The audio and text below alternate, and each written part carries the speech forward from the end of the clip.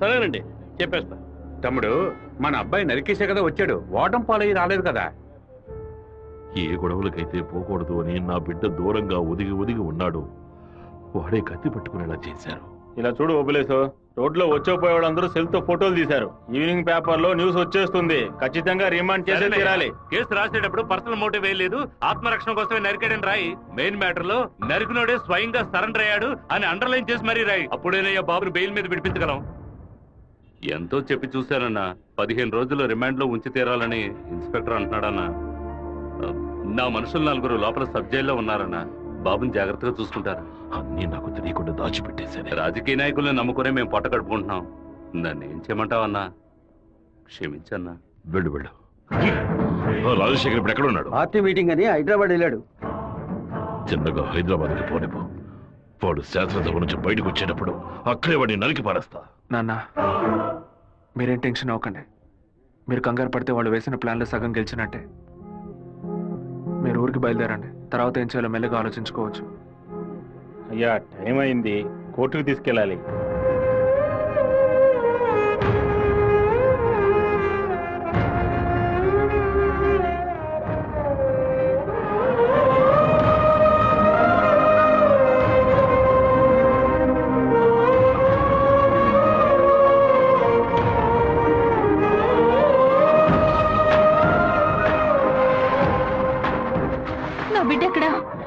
నా బిడ్డ రాలేదా? వాడిని జైల్లో పడేస్తారా? ఇందుకేనా వాడిని ఊరికి పంపించింది? భగవంతుడా, నా కడుపు మండిపోతుంది. ఒక్కరోజు కూడా వాడిని చూడకుండా ఉండలేదే. ఎప్పుడైతే నా కొడుకుని లేపడానికి వాడు ప్లాన్ వేశాడో ఇంకా వాడు బతకడానికి వీల్లేదు. హైదరాబాద్ వెళ్ళి వాడి పొట్ట కోసేసి ఆ పేగులు మెడ వేసుకొచ్చేనా? వాడు ఊరితో గొడవ పడలేదు, నాతో గొడవ పడ్డాడు. వాడిని నేనే నరికి చంపాలి. ఏ రోజైతే వాడు ఈ ఊళ్ళో అడుగు పెడతాడో ఆ మరుక్షణమే వాడి తల తెగి. అన్నా, ఈరభద్రం కొడుకులు లేపేయడానికి మనమే మనుషులు పంపామని అతనికి తెలిసిపోయింది. ఇప్పుడు ఊరికి వెళ్తే మనది ఊరికి వదలడు. అవునన్నా. ఇక్కడ మంత్రి వరదరాజుల ప్రాబ్లం పెద్దదిగా ఉంది. సరే, ముందు నువ్వు హోటల్ రూమ్ ని ఖాళీ చేసి అలాగే ఎమ్మెల్యే హాస్టల్. అలాగే అలాగేనా?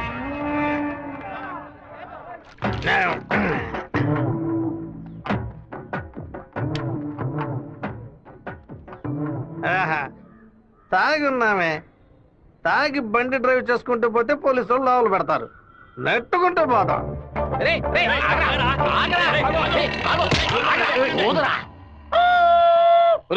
సరిగ్గా ఊదరా. ఇదిగో ఊదుతున్నానయ్యా.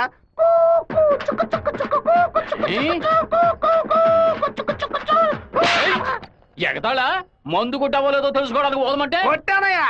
వీధి వీధికి వైషాప్ ఓపెన్ చేసి పెట్టి రెండ్రా తాగండి అంటూ మా దగ్గర ఉన్న డబ్బులన్నీ నాకి పారేస్తున్నారు. సైకిల్ మీద బైక్ మీద వచ్చిన వాళ్ళు అక్కడ ఎట్టేళ్తారా? దాని మీదే కదా ఇంటికి వెళ్ళేది. ఒక పని చేయండి అయ్యా, తాగుబోతులకు మాత్రం రాత్రి 7 గంటల తర్వాత ఒక బస్సు ఏర్పాటు చేయండి. మేము ఫుల్ గా తాగి ఇంటికి వెళ్ళి హ్యాపీగా తొంగుంటాం. ఓవర్గా మాట్లాడగరా. అలాగే మాట్లాడతానండి. తాగేసి బండి డ్రైవ్ చేసుకుంటూ వెళ్ళకూడదనే చట్టం ఉంది. చట్టం ఉందా? బండి నెట్టుకుంటూ వెళ్ళడం తప్పు కదా, కానీ ఎవడ బండు నెట్టుకుంటూ వెళ్ళడం తప్పురా. నువ్వు నెట్టుకొచ్చింది మా హెడ్ గారి బండి అయ్యా.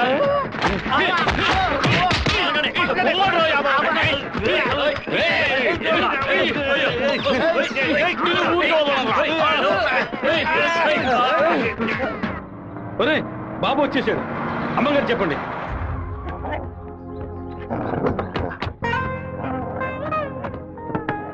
తూర్పు వైపు తిరిగి కూర్చోండి బాబు.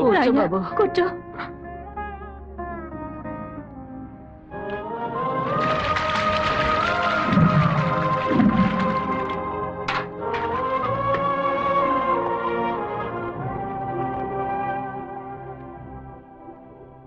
అమ్మా, ఎందుకు ఇలా డల్ గా ఉన్నారు? నేను రావడం మీకు ఇష్టం లేదా ఏంటి? నువ్వు వచ్చిన సంతోషంలోనే అమ్మకి నోట మాట రావడం లేదన్నయ్య. నీకు నా మీద అంత ప్రేమ అమ్మా? ఏంట్రా గబుక్కుని అలా అడిగేశావు? మరేంటమ్మా, ఇన్ని నీళ్లు నా తల మీద పోసావే, చూసుకోవడానికి తుండుకుంటైనా ఇచ్చావా? దీనికి ఏం తక్కువ లేదు. ఉండు, తలదుడుస్తాను. లక్ష్మి, లోపలికి వెళ్ళి అటెండెన్స్ చేసి గిఫ్ట్ ఇచ్చేసి వెంటనే వచ్చేయాలి. మరైతే నువ్వు రావా? నీ ఫ్రెండ్ పెళ్లికి నన్ను చేంజ్ చేయమంటావు? నేను ఒంటరిగా వెళ్ళేనని నాన్నకి తెలిసిందో నేను చెదకపోతారు. రా అన్నయ్య.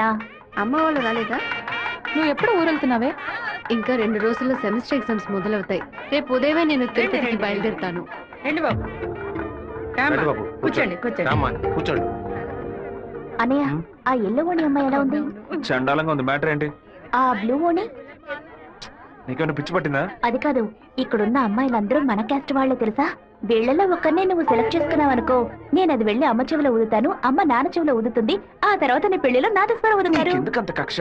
25 ఏళ్ల వయసులో పెళ్లి చేసుకుంటే అది సూసైడ్, 28లో చేసుకుంటే అది అటెంప్ట్ మర్డర్, 30లో చేసుకుంటే అది మర్డర్, 24 ఏట చేసుకుంటే బావిలో దూకినట్టు, 23 విషం తాగినట్టు, 22 ఊరేసుకున్నట్టు, మరి ప్రేమించి పెళ్లి చేసుకుంటే స్వర్గం, హౌస్ అరెస్ట్, జీవిత ఖైదు. అనయ్య, టీవీలో అమ్మాయిని చూడు, చాలా అందంగా ఉంది. అయ్యో, ఒకసారి చూడు. ఏంటో జరుగు, తను నచ్చిందా? చాలా అందంగా లక్షణంగా ఉంది కదూ. తను ఎవరో ఏమిటో నేను కనుక్కొని నీ చేత ఆత్మహత్య చేయించరా? వచ్చే ఏప్రిల్ 1 వరకు ఓపికగా ఉండు, మరుసటి రోజు చెప్తాను. ఏమిటనయ్యా, లవ్లో పడ్డావా? ఒక అమ్మాయి అంగీకారం కోసం 6 నెలలుగా వెయిట్ చేస్తున్నాను. తనేం చెప్తుందో తెలియట్లేదు. నిన్ను తన గుండెల్లోనా పెట్టుకున్న కుర్రాడమ్మా, అయ్యయ్యో వాడి మనసు గిల్లొద్దే. 3 నెలలు 6 నెలలు కాచుకున్న పిల్లాడమ్మా, నువ్వింకా వాడి మనసు చంపొద్దే, నువ్వు చంపొద్దే, ఓ చంపొద్దే. నన్ను చూసి పోవే, నువ్వు నన్నే చూసి పోవే, మాట చెప్పి పోవే, ఒక మాటే చెప్పి పోవే. నన్ను చూసి పోవే, నువ్వు నన్నే చూసి పోవే, మాట చెప్పి పోవే, ఒక మాటే చెప్పి పోవే. కాచుకున్న 6 మాసాలు, కళ్ళు తెరిచి కలలు కన్నా 3 మాసాలు. ఏదో జరిగెను, హృదయం కరిగెను, మనసే మరిగెను, అవును అన్న మాట కోసం. నన్ను చూసి పోవే, నువ్వు నన్నే చూసి పోవే, మాట చెప్పి పోవే, ఒక మాటే చెప్పి పోవే. నిన్ను తన గుండెలోనా పెట్టుకున్న కుర్రాడమ్మా, అయ్యయ్యో వాడి మనసు గిల్లొద్దే. 3 నెలలు 6 నెలలు కాచుకున్న పిల్లాడమ్మా, నువ్వింకా వాడి మనసు చంపొద్దే.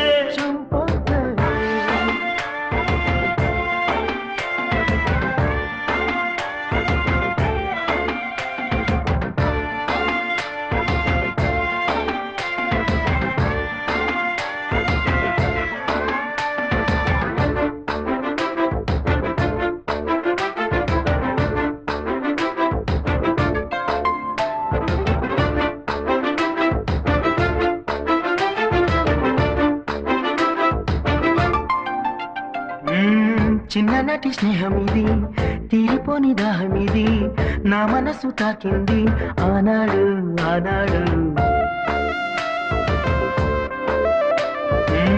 మోజుగంట కొట్టింది, గుండె తలుపు తట్టింది, ప్రేమ ఏదో పుట్టింది ఈనాడు ఈనాడు. నేస్తమా నేస్తమా, నాలో నేను ఏడుస్తున్నా నువ్వు చెప్పే మాట కోసం. నన్ను చూసి పోవే, నువ్వు నన్నే చూసి పోవే, మాట చెప్పి పోవే, ఒక మాటే చెప్పి పోవే.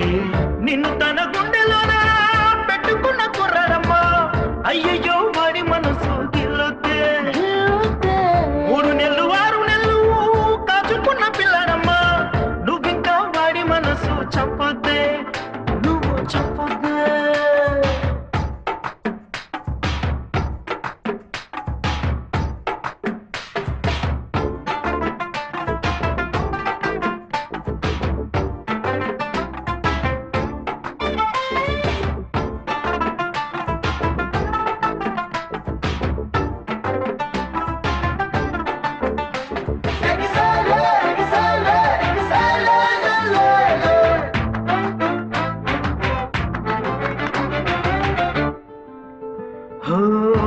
కళ్ళతోటి ఇలా వేచి వేచి నీ కోసం వెళపాల లేకుండా చూసానే చూసానే. కత్తి నిక్కర వదిలేసి మెత్తనైన హృదయంతో రేగి పగులు తిరిగాని వెనకాలే నీ వెనకాలే కొత్తగా కొత్తగా మారానే తీరానే నువ్వంటే ప్రేమేలే నన్ను చూసి పోవే నువ్వు నన్నే చూసి పోవే మాట చెప్పి పోవే ఒక మాటే చెప్పి పోవే నిన్ను తన గుండెలోనా పెట్టుకున్న కుర్రాడమ్మా అయ్యయ్యో వాడి మనసు గిల్లొద్దే 3 నెలలు 6 నెలలు దాచుకున్న పిల్లాడమ్మా నువ్వింకా వాడి మనసు చంపొద్దే చంపొద్దే. ఏంటయ్య గారు తహసీల్దార్ గారు పోలీసులు వచ్చారు గ్రౌండ్ సెంటర్ లో మార్క్ అయ్యండి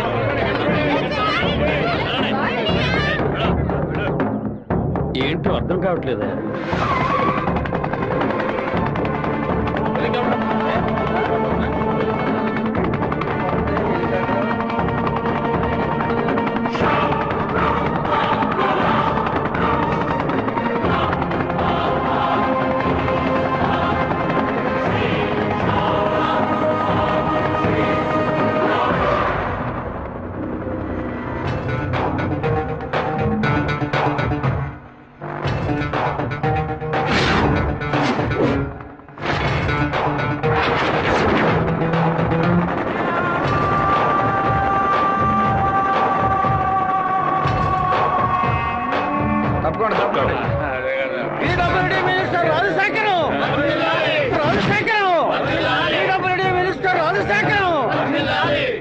ఏంటయ్యా ఆశ్చర్యంగా ఉందా? బానిసగా నీ ముందు నుంచిన వాడు ఎలా మంత్రి అయ్యాడనుకుంటున్నావా? మంత్రి వరదరాజుని డిస్మిస్ చేసినందువల్ల ఆ పదవికి అదే జాతి వాడు మినిస్టర్ అవ్వాలని సీఎం డిసైడ్ చేశారు. టోటల్ ఆంధ్రాలో ఎక్కువ మెజారిటీతో గెలిచిన నన్ను మినిస్టర్ని చేశారు. రాజ్ భవన్ లో పదవి ప్రమాణం చేసిన తర్వాత ఆశీర్వాదం తీసుకోవడానికి సీఎం ఇంటికి కూడా వెళ్ళలేదు. ఫ్లైట్ పట్టుకుని రేణిగుంట ఎయిర్పోర్ట్ లో దిగి స్ట్రైట్ గా నీ ఇంటి ముందు హెలికాప్టర్ లో దిగాడ్రా. ఎందుకో తెలుసా? ఆ రోజు అంతమంది ముందు ఆ ఎమ్మెల్యే అని కూడా చూడకుండా నా చెంప మీద కొట్టావు కదా, ఆ అవమానాన్ని తుడిచి పారేయడానికి. ఇదిగో పప్పుల్లో కింగ్ పిస్తా, పదవుల్లో కింగ్ మంత్రిరా. ఆ పదవితో నిన్న ఒక ఆట ఆడించకపోతే నా పేరు రాజశేఖర్ కాదు. ఆ రోజు 120 ఎకరాలు కొనేందుకు చింతలేసావు కదా. ఇంకా 6 నెలల్లో ఆంధ్రాలో 1200 ఎకరాలు కొని చూపిస్తాను. ఏం పీక్కుతావు? మొన్న ఏం మాట్లాడావు? నేను ఒక్క జిల్లాకు ఎమ్మెల్యేగా ఉన్నందుకు 15 రోజులు రిజైన్ చేయకపోతే నన్ను లేపేస్తానన్నావు కదా. ఈ రోజు ఆంధ్రాలో ఉన్న అన్ని జిల్లాలకు నేను మంత్రుడిరా. ఏం చెయ్యగలవయ్యా? ఏం పీక్కలవయ్యా నువ్వు? ఆ రోజు అందరి ముందు నన్ను కొట్టినందుకు నిన్ను నేను కొడతాను. అది మాత్రమే కాదు, నీ తలకాయ తెగ నరుకుతాను. మినిస్టర్ రాజశేఖరం మినిస్టర్ రాజశేఖరం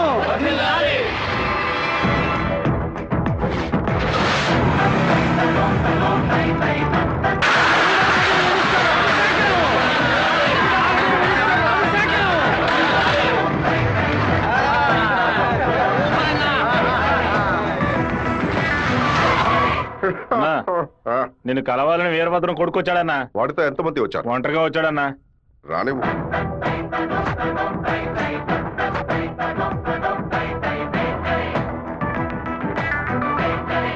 నేను మీతో కొంచెం ఒంటరిగా మాట్లాడాను. నువ్వేంట నాతో మాట్లాడేది? ఏదైనా అందరి ముందు చెప్పు. నేను ఒంటరిగా వచ్చాను, భయం లేకుండా. మీకెందుకు భయం? ఎవరికరా భయం? వెళ్ళవయ్యా, పోండి, బయటపోండి. ఏం మాట్లాడాలి? పప్పుల్లో కింగ్ పిస్తా, పదవుల్లో కింగ్ మంత్రి అన్నారుగా. వినడానికి బానే ఉంది, కానీ మీకు మ్యాటర్ తెలుసా? పచారీ కొట్టు లిస్ట్ లో కందిపప్పు, మినపప్పు, శనగపప్పు, పెసరపప్పు అని అన్నిటినీ కిలో లెక్కలో రాస్తారు. కానీ పిస్తా పప్పును మాత్రం 50-100 గ్రాముల లెక్కలోనే రాస్తారు. పాయసంలో కూడా ఎక్కువ వేయరు, తక్కువే వేస్తారు. దాన్ని ఎక్కువ కొంటే క్యాష్ అవుట్, ఎక్కువ తింటే ఆరోగ్యం అవుట్. అలాంటిది మంత్రి పదవి కూడా. గుర్తుని మార్చి నొక్కామే అనుకో, పదవి లేక రోడ్లో నుంచోవాలి, లేకపోతే కోర్టులో నుంచోవాలి. ఇంతవరకు ఎవరైనా సరే మా నాన్నతో వెనక నుంచొని మాట్లాడారే కానీ ముందు నుంచొని మాట్లాడలేదు. మొదటిసారిగా ఒకడు మా నాన్న ముందు నుంచొని ఛాలెంజ్ చేయడమో చూశాను, తల నరికేస్తానండమో విన్నాను. కొంచెం బాధ కలిగింది. ఇప్పుడు చెప్తున్నాను, నీకు 30 రోజులు టైం ఇస్తున్నాను. ఆలోగా నువ్వు చెప్పినట్టు మా నాన్న తల నరికేస్తే నా కుటుంబంతో పాటు వచ్చి నీ కాళ్ళ మీద పడతాను. అదే విధంగా నీ తల నరకపోతే మా నాన్న వచ్చి నీ కాళ్ళ మీద పడతాను. నువ్వు మా నాన్న తల నరికేస్తే నా కుటుంబంతో పాటు వచ్చి నీ కాళ్ళ మీద పడతాను. అలాగే నీ తల నరకపోతే మా నాన్న వచ్చి నీ కాళ్ళ మీద పడతారు. అంటే నేను నీ తల కన్ఫర్మ్ గా నరికేస్తానని చెప్తున్నా. నేను ఇప్పుడు మంత్రినిరా, కానీ మీ నాన్న ఇంకా పులివెందల్లో అదే వీరభద్రమే. అయితే ఛాలెంజ్ రెడీనా? 30 రోజుల్లో మీ నాన్న తల లేపేస్తాడ్రా. ఎవరిని లేపేస్తారో చూద్దామండి. అయితే మా నాన్న చెప్పినట్టు త్వరలోనే అనంతపురం డిస్ట్రిక్ట్ లో బై ఎలక్షన్స్ వస్తాయి అనుకుంటా. వస్తానండి.